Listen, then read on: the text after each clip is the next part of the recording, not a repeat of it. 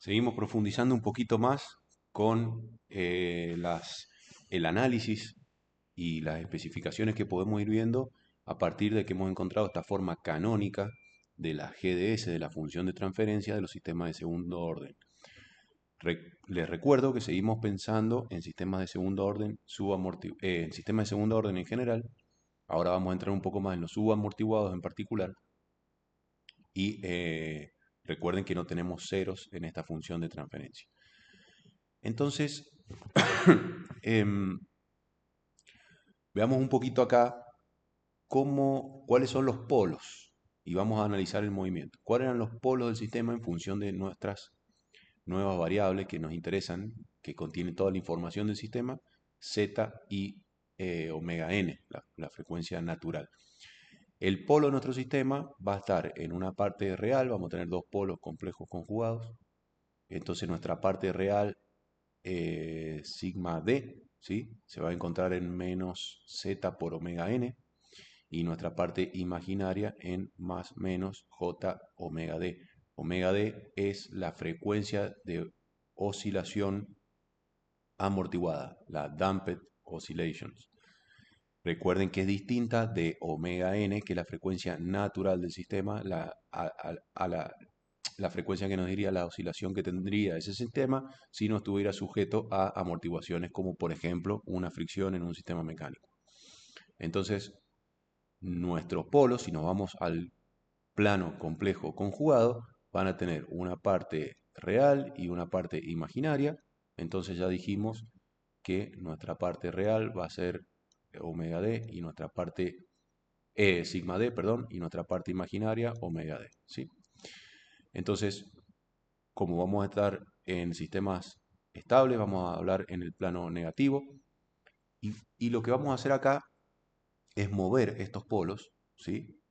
Y ver el efecto que tienen en ciertos parámetros que nos interesan saber y conocer. ¿Por qué?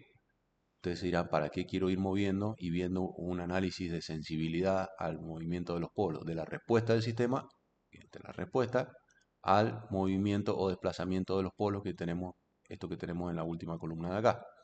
Entonces, ¿por qué nos interesa? Bueno, porque a nuestro sistema de lazo abierto, que presenta un determinado comportamiento, nosotros vamos a querer mover ese comportamiento para controlarlo y cambiar esa forma de respuesta para adaptarla a lo que realmente queremos nosotros. ¿Cómo la vamos a adaptar? Con un compensador.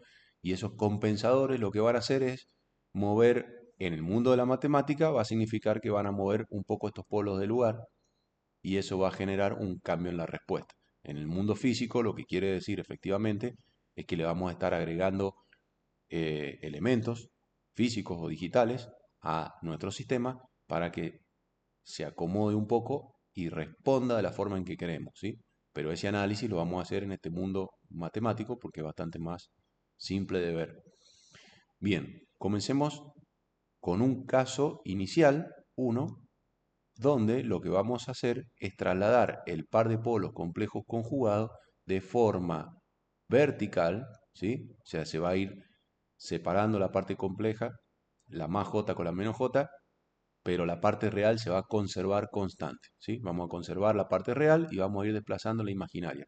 Entonces, cuando esto pase, nuestra respuesta, fíjense en el gráfico central, va a cambiar de forma, van a cambiar los sobreimpulsos, fíjense, la frecuencia, pero lo que no va a cambiar, lo que va a permanecer constante, es esta envolvente, que es la parte exponencial, que nos iba como comprimiendo y va generando un decaimiento en la salida, ¿sí? Hasta que el sistema se meta en una banda y ya pase de este estado transitorio hacia acá a un estado estable, ¿sí? Entonces, si los polos se mueven por acá, va a cambiar la forma de la respuesta, pero no va a cambiar la forma de este envolvente, ¿sí? Entonces, ese E a la menos algo por T se va a conservar. Después, el otro caso es cuando movemos los polos manteniendo la parte imaginaria, ¿sí? Y variamos la parte real. Lo vamos llevando cada vez más hacia el menos infinito. O bueno, va y viene, no importa, pero lo importante es que la parte imaginaria se mantiene constante. Entonces, como esta parte imaginaria, que es el omega D que tenemos acá, se mantiene constante, lo que va a permanecer constante en la respuesta es la frecuencia, ¿sí? Por lo tanto, va a cambiar lo otro. Va a cambiar el sobrepico, el sobreimpulso, perdón, y va a cambiar eh, la envolvente que tenemos, ¿sí? Y después, en el caso 3, ahora vamos a hacer un movimiento de los polos a 45 grados del eje. Por lo tanto, vamos a ver la parte real imaginaria de asaltos iguales. Y lo que se conserva en la respuesta, lo que termina pasando acá, es que lo que se conserva como constante en esta respuesta es el porcentaje de overshooting, de sobreimpulso, ¿sí? Este primer pico que supera el valor de la, de la respuesta en estado estable. O sea, que ese porcentaje de pico que se pasa respecto de la respuesta final, en porcentaje, se va a conservar a medida que nosotros, si nosotros vamos moviendo estos polos o vamos teniendo sistemas donde sus polos están acá a 45, los complejos conjugados están a 45 grados. Entonces eso es una propiedad que si vamos profundizando nos va a permitir analizar más rápido estos sistemas. Bien, entonces dijimos que nosotros vamos a ver un poco este envolvente, la frecuencia o el sobreimpulso.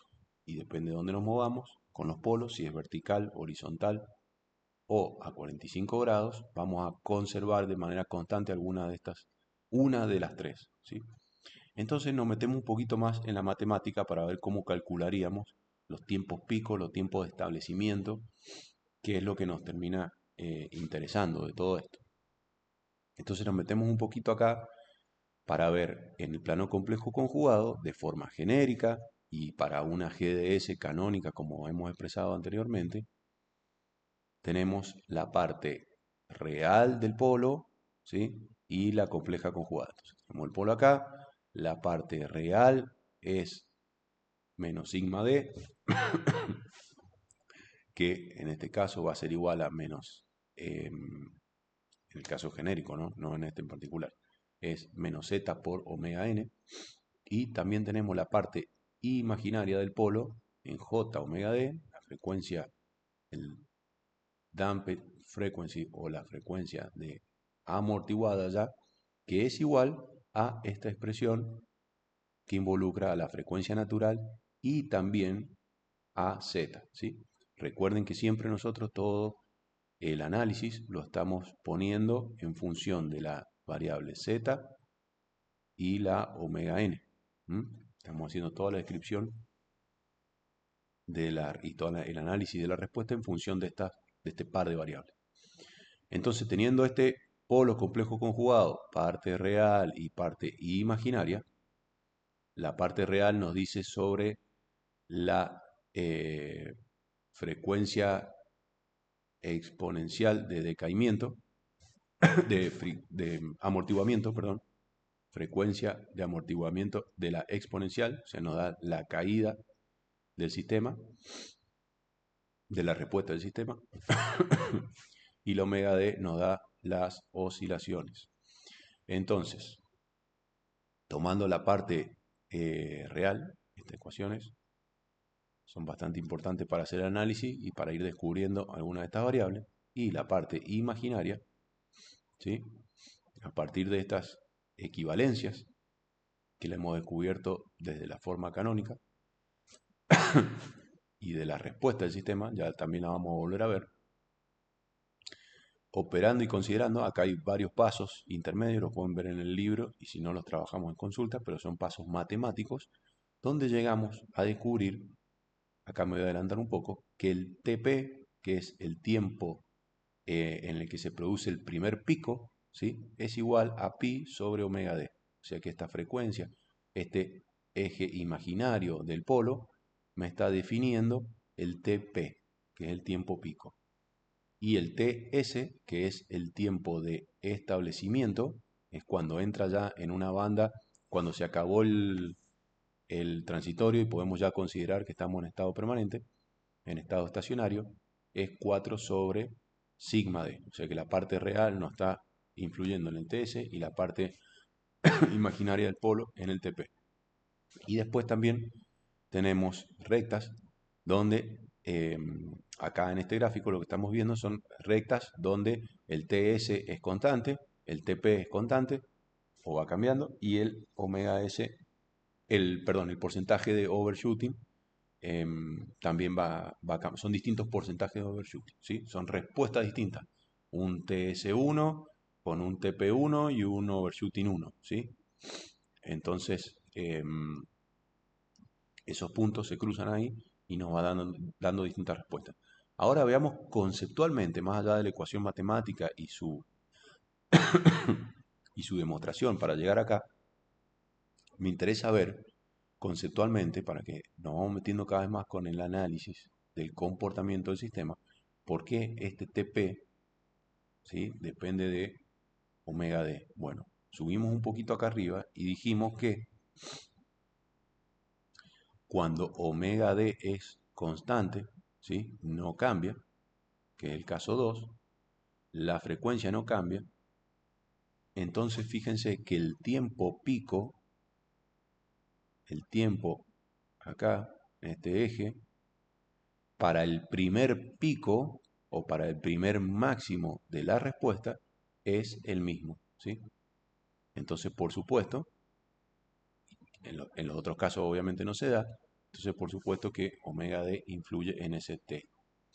Y después lo mismo pasa para el tiempo de establecimiento, el TS. O sea, esta nos dice algo sobre el TP y este caso nos dice sobre el TS, el tiempo de establecimiento. ¿Por qué?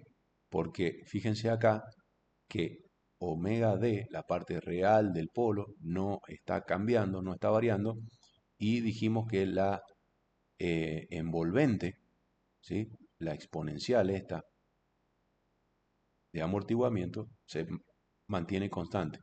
Y si esta exponencial de amortiguamiento se mantiene constante y, por ejemplo, acá tres respuestas distintas entran ahí moduladas por esa exponencial, el tiempo donde la salida del sistema ya entra en una banda de más o menos 2% o más o menos 5%, depende del criterio, pero no importa. Cuando ya entra en esta banda, ¿sí?, de aquí para allá ya tenemos estado estable.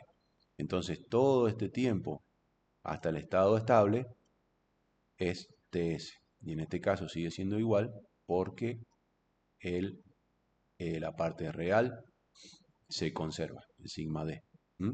Entonces, fíjense cómo el concepto nos va llevando a estas conclusiones a las que también vamos a ver cómo se llega matemáticamente. Un poquito volvemos para atrás para entender cómo llegamos a estas respuestas y qué podemos sacar cuando hacemos la analítica de la expresión matemática de esta respuesta. Entonces, otra vez, retomamos, aunque sea un poco repetitivo, me interesa mucho lo conceptual. Entonces, vamos a tomar la forma genérica de la CDS. CDS, recuerden la respuesta eh, para una GDS a la cual le inyectamos una entrada de escalón. Entonces tenemos la entrada de escalón, que es 1 sobre S, por la GDS, igual a la CDS, RDS por GDS, igual a la CDS. Entonces esta CDS, acá se agrega 1 sobre S por la GDS en forma canónica, que había quedado en función de Z y omega n, el amortiguamiento y la frecuencia natural. Entonces, primero, acá pueden hacer una expansión en fracciones parciales, pero ¿qué se tiene en cuenta? Que hay una asunción acá que el z es menor que 1, ¿sí? Eso recuerden que había una tabla donde cuando z era menor que 1, ya estaba entre 0 y 1, era el sistema subamortiguado, o sea que es del que tiene alguna respuesta con oscilaciones que después se extinguen. es estable, pero tiene oscilación la respuesta, ¿sí? Que sería el punto 2, este caso de la tabla, entre 0 y 1, ¿sí? Entonces, para este tipo de sistema, vamos a hacer el desarrollo matemático de la CDS, ¿sí? Que es igual a todo esto que está acá, ya considerando el z menor que 1, y obviamente que, acá hay que aplicar varias propiedades matemáticas, como por ejemplo completar cuadrados en el denominador, reescribir la ecuación, la vamos dejando para antitransformar, porque nosotros queremos llegar a una C de t, que es con la que vamos a graficar y ver la respuesta, la evolución temporal, que digamos sería el lenguaje humano, en el que lo entendemos bien, que va pasando segundo a segundo. Entonces, para antitransformar esta C de t, fíjense que ya nos va quedando perdón, cuando aplicamos la antitransformada, ya vamos viendo las respuestas bastante parecidas a esas que vimos en la tabla, que era una constante con otro término, con una forma de onda, donde ese término con una forma de onda tenía una e a la menos algo por t, que es la que se extingue, y la forma de onda estaba gobernada por algunos cosenos, al menos uno, donde aparecían la omega n o la omega d, que en este caso sería todo esto. O sea que la frecuencia del sistema empiezan a aparecer ahí. Y bueno, si pasamos de esta forma más complicada a algo un poco más compacto, agrupando senos, cosenos, y utilizando identidades trigonométricas, se llega a esta CDT final, ¿sí? Que esta es la respuesta genérica para un sistema subamortiguado de segundo orden, respondiendo a una entrada escalón, ¿sí? Escalón, por favor, una entrada de escalón, esto no se olviden, y un sistema de segundo orden y además subamortiguado, ¿sí? Porque el sigma está entre 0 y 1.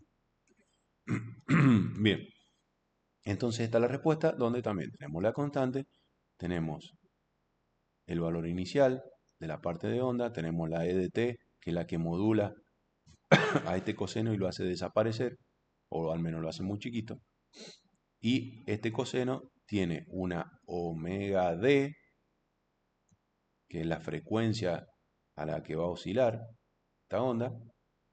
Entonces esta sí ya la omega d, la damped frequency, fíjense que depende de la omega n y también del coeficiente de amortiguamiento. Pero esta es la que nosotros realmente vemos en la respuesta. Y una fase, que esta fase es tangente de toda esta expresión, tangente a la menos 1 de toda esta expresión, pero ahí está la fase. Entonces ahí ya vemos una CDT parecida a lo que conocemos de funciones. Muy bien. Ahora, esa salida la vamos a generalizar un poco y la vamos a graficar. Miren lo que se hace. Vamos a graficar la C, la salida esta, que depende de omega n y de t, la vamos a poner en función del producto de omega n por t. Y vamos a graficar distintas salidas para valores de z. ¿Sí? Vamos a ir variando los valores de z entre 0 y 1 y vamos a graficar las distintas salidas que son las que vamos a ver acá. ¿Por qué hacemos esto? Bueno, vamos a ver por qué. ¿Por qué graficamos omega n por t y no solamente t, como nos esperaríamos para cualquier función o para cualquier variable que está dependiendo del tiempo o que evoluciona en el tiempo, como en el caso de una respuesta de cualquier sistema? Bueno, principalmente es para tener un eje de tiempo normalizado. Vamos a adentrarnos un poquito en esto, porque lo que queremos hacer es, ¿qué queremos hacer? Bueno, queremos comparar el efecto de el Z, ese factor de amortiguamiento, en distintos sistemas, y como son distintos sistemas, nos queremos independizar de esa frecuencia natural, de sistemas que oscilan muy rápido son sistemas típicamente rápidos, o sistemas mucho más lentos, como pueden ser sistemas de temperatura, o, bueno, temperatura de primer orden, pero en general, pero sistemas basados en variables físicas, que pueden ser más lentos, o sistemas eléctricos que pueden ser mucho más rápidos, ¿sí? Entonces, bueno, vamos a algunos ítems acá para que se entienda un poco más esto. ¿Cómo normalizamos? ¿Cómo se hace una normalización temporal para ver la forma de respuesta del sistema sin depender de las velocidades de ese sistema? Bueno, omega n por t, ¿sí? Termina siendo una cantidad dimensional. Recuerden que omega n está en radianes por segundo. Al multiplicarlo por t, terminamos viendo ciclos, ¿sí? Entonces, en ese eje de las abscisas, lo que estamos viendo son ciclos, no tiempo. Bueno, que es lo que está un poco explicado acá, ¿sí? Omega n por t son radianes por segundo. Al multiplicarlo por segundo nos quedan radianes. Entonces, lo que estamos viendo en ese análisis son ciclos, ya es adimensional. Gráficamente, ¿qué nos permite este eje en omega t, omega n por t, que lo van a ver muchas veces?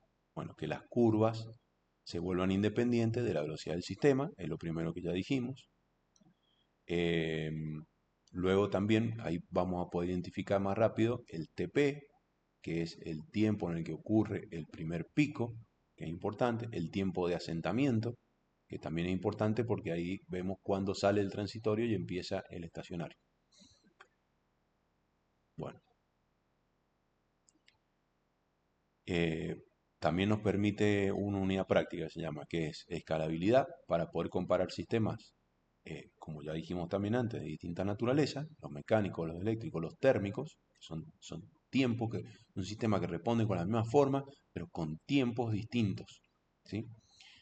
Em, y bueno, si queremos regresar al tiempo, por supuesto, si queremos llevarlo a escala temporal, esa misma respuesta, por supuesto que con esta ecuación simple pasamos del eje omega n por t a 1 igual a t, ¿sí? Tenemos que dividirlo en omega n, nada más.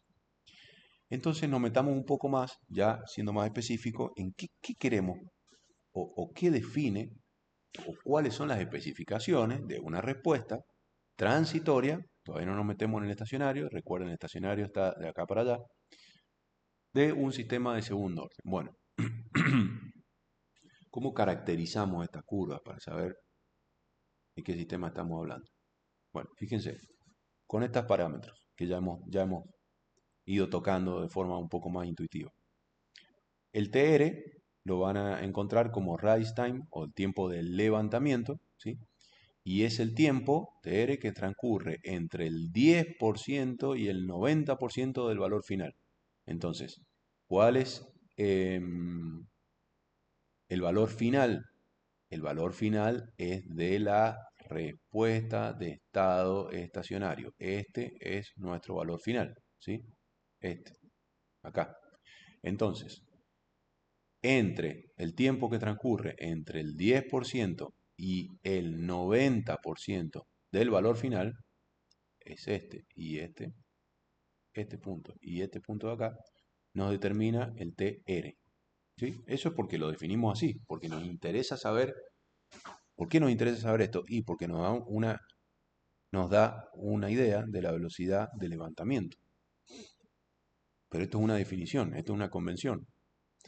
Después también se acordó que el TP es importante, que es el pico, el tiempo de pico o el tiempo que tarda en llegar al primer pico. O sea que diríamos que es al primer máximo de esta respuesta, ¿sí? Entonces el tiempo que tarda en llegar a este primer Cmax. Después tenemos otro parámetro importante que es el porcentaje de overshooting o el porcentaje de sobrepaso. Entonces, a partir entre el C final y el C máximo, ¿sí? Tenemos un porcentaje de sobrepaso, o sea, tenemos el valor absoluto, pero yo lo que nos interesa ponerlo es en términos de porcentaje de sobrepaso de la respuesta. Quiero saber si esto se pasa en un 20, en un 40%, en un 2% del valor final estable. Y después tenemos finalmente el tiempo de asentamiento, que este ya me da una idea de cuándo arranca el estacionario. ¿Y cómo se calcula? Bueno, no, quizá el error de estado estacionario no es igual a cero, ¿sí? Entonces, como no es igual a cero, se define, también por convención, dijeron, bueno, un más menos 2% es aceptable. Quiere decir que cuando ya estoy en una banda, dijimos que esta era la respuesta final del sistema. Recuerden que esta es la respuesta final del sistema, no es la entrada de escalón. Puede que la entrada de escalón esté más lejos porque hay una diferencia de ganancia. Pero si esta es la respuesta ya estable del sistema, bueno, hay una banda del más menos 2%, ¿sí? A la cual yo ya la considero como estable. Entonces, cuando la respuesta ya deja de salirse de esa banda, fíjense acá se salió, acá se volvió a salir de esta banda y acá ya no se sale, entonces considero que este es el TS, el tiempo de asentamiento. Y entonces de aquí para allá ya estoy en estado estacionario y aquí estoy en estado transitorio. ¿Mm? Bien. Entonces, por supuesto que esto ya, si ustedes van viendo, podemos ir definiendo ecuaciones a partir de la C de T que encontramos acá arriba. Perdón si lo mareé un poco en el video, pero recuerden que teníamos esta C de T acá arriba y entonces ahora puedo empezar a aplicarle estos criterios para encontrar estos tiempos y porcentajes o valores que me caracterizan la respuesta del sistema. Entonces largamos con las fórmulas un poco para ver cómo se llegan a estas ecuaciones o a estos valores finales. Bueno, eh, yo voy un poco rápido, después esto lo vemos en forma detenida con el libro, pero, o lo ven ustedes, pero básicamente son desarrollos analíticos a partir de la CDT, donde con algunas algunas operaciones matemáticas llegamos a encontrar estos tiempos. Entonces, ¿qué es lo importante, muy importante de esto? Y bueno, si estoy viendo el T pico, si quiero encontrar, perdón, el T pico a partir de la CDT, por supuesto que voy a buscar donde esa, esa CDT, ¿sí? La tangente de la CDT se me hace cero, porque entonces yo quiero encontrar el máximo, el primer máximo de esa CDT. Bueno, trabajando un poco en Laplace, antitransformando y viendo la función senoidal cuando cruza por cero o cuando el argumento es igual a pi, se deduce, finalmente se llega a esta TP, ¿sí? Donde es pi por omega n, o sea que obviamente fíjense que depende de omega n y de psi. O sea, con esta ecuación, si ustedes han logrado encontrar la forma matemática de la GDS en función de omega n y de z, pueden encontrar el TP, ¿sí? Sin siquiera ir a buscar los polos. Después, bueno, para el porcentaje de overshooting, dijimos que el porcentaje de overshooting se ha definido como la Cmax menos la máxima menos la final, ¿sí? Por 100, es calcular el porcentaje, y entonces llegamos al porcentaje de overshooting como esta expresión que depende de sí solamente.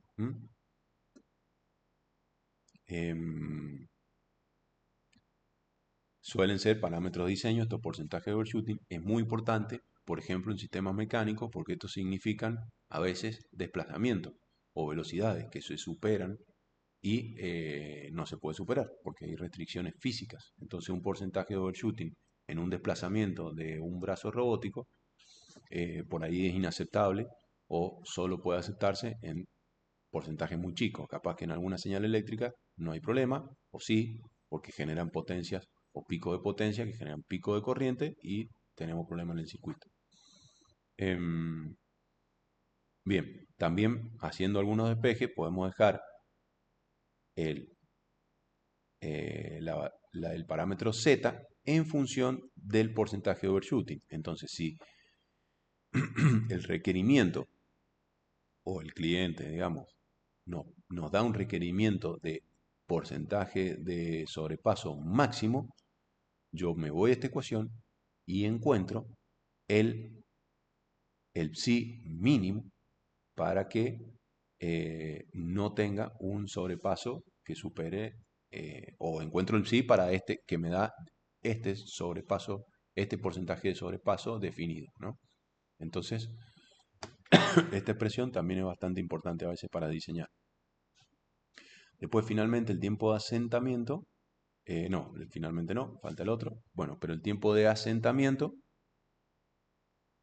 se calcula basándose en el decaimiento del envolvente exponencial. Recuerden que esta era la expresión del envolvente de la exponencial y el de asentamiento dependía de esta exponente, porque era el tiempo que tardaba en entrar en esta banda de más o menos 2%. Entonces el valor final aproximadamente nos queda, operando un poco, nos queda en 4 sobre z por omega n. O sea que depende de los dos. Y el tiempo de levantamiento es el único que no puede calcularse de forma analítica. Entonces, lo que hay que hacer es una tabla, ¿sí? Donde se hace una relación numérica entre el tiempo de levantamiento, se calcula, como no se puede calcular como de atrás para adelante, se hace de adelante hacia atrás haciendo una tabla de muchos tiempos de levantamiento versus el, el, el Z, ¿sí? El coeficiente de amortiguamiento. Y luego puedo, a partir de esa tabla, calcular el tiempo de levantamiento para algún Z específico, ¿m? Para un Z y omega.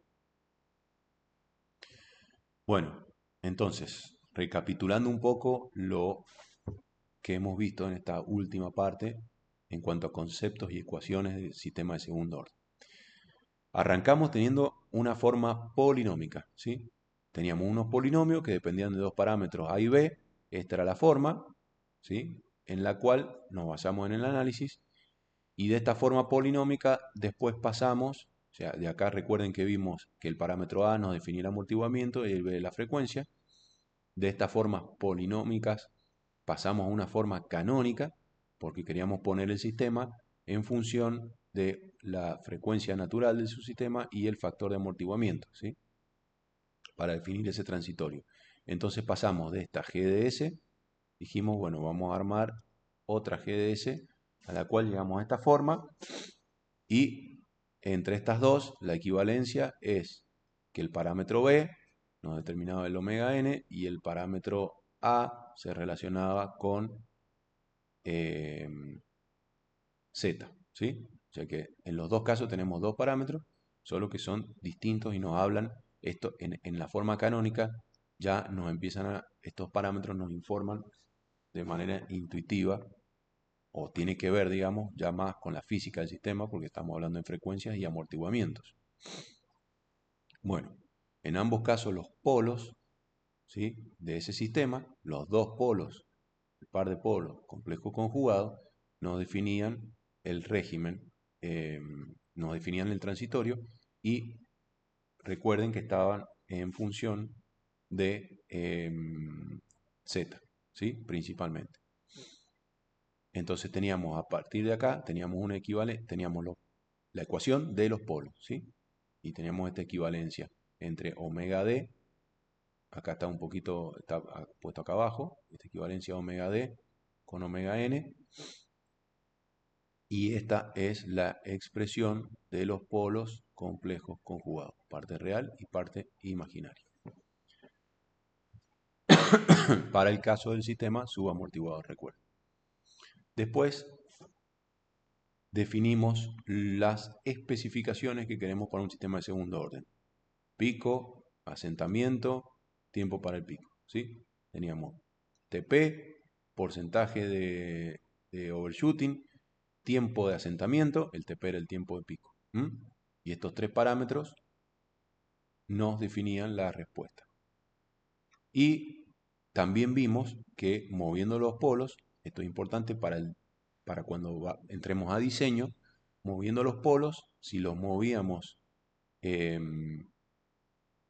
manteniendo la parte real, se nos mantenía la envolvente, o sea, la envolvente no cambiaba.